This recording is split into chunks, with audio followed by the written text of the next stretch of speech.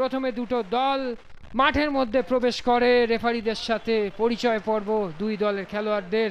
Toss time, টসে Asus rainbow জয়লাভ করে সেন্টার নেয়। ফটো সেশন, দুই দলের শেষ মুহূর্তে প্রার্থনা। রেফারি ঘড়ি দেখে খেলা শুরু হয়ে যায়। প্রথমেই একটা ফ্রি কিক বার উঁচিয়ে মাঠের বাইরে চলে গিয়েছিল। এখানে একটা ফাউল, অমরনাথ বাস্কে ফাউল করা হয় ও ইয়েলো কার্ড দেখেন সাফিক। শট ছিল একটা সরাসরি বার উঁচে। প্রথম গোল সেই অমরনাথ একার দক্ষতায় গোলকিপারের ডান দিকে রাখে এবং গোল হওয়ার পরে একটা সেলিব্রেশন। এখানে কর্নার সুন্দরভাবে ফিস্ট করে দেয় অয়ন রয় গোলকিপার। চলতি বলে আবারও শট। রেফারি বলতে বলতে হাফ টাইমের খেলা শেষ করে। দ্বিতীয়ার্ধে জ্বলে ওঠে, দ্বিতীয়ার্ধে রং ছড়িয়ে দেয় রেনবো। সেন্টার এবং উড়ন্ত হেড। অমরনাথের সেন্টার এবং উড়ন্ত হেড। এমডি ফিরোজ কিন্তু ভালো বল বাড়িয়েছিল অমরনাথকে। তারপরে সেলিব্রেশন, বারবার করে আক্রমণে উঠে এসেছে জার্সি নাম্বার 8 এমডি ফিরোজ খান। এখানে অস্ট্রেলিয়া সেন্টার, এখানে চোট পেয়ে যায় জাসওয়াল, হলুদ কার্ড দেখে ফিরোজ। সেন্টার থেকে হেড ছিল এখানে এরিয়ানের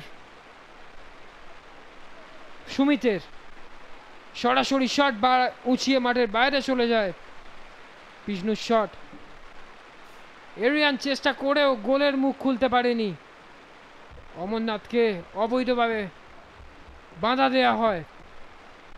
এখানে সেই বিষ্ণুর শট বার উঁচিয়ে মাঠের বাইরে। এখানে হলুদ কার্ড দেখানো হয় সঞ্জয়কে। তৃতীয় গোল সৌভিক ঘোষাল। দ্বিতীয়ার্ধে নেমে একটা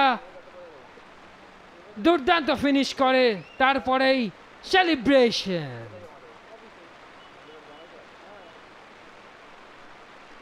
সৌভিক ঘোষাল দ্বিতীয়ার্ধে নেমে খেলাটি যথেষ্ট নিয়ন্ত্রিত করেছিলেন। Amarnath বাস্কের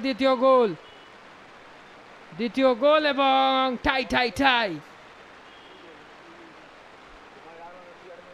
missile celebration. এখানে এরিয়ান কয়েকটা আক্রমণ তুলে এনেছিল।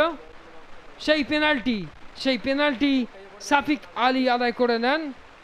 সৌরভ তাকে ঠেলে দিয়েছিলেন, কিন্তু পেনাল্টি আদায় করলেও পেনাল্টির সুযোগ হেলায় হারিয়ে ফেলে। কনফিডেন্ট ছিলেন না, একেবারে হেলায় হারিয়ে ফেলে। আবার একটি শট নেয় সাফিক। বলতে বলতে রেফারি শেষ বাঁশি বাজিয়ে খেলা শেষ করে দেয়। ফাইনাল স্কোর লাইন হয়ে যায় চুচুড়া স্টেডিয়ামে। অ্যাসোস Rainbow Athletic Club 4, Aryan Club 0।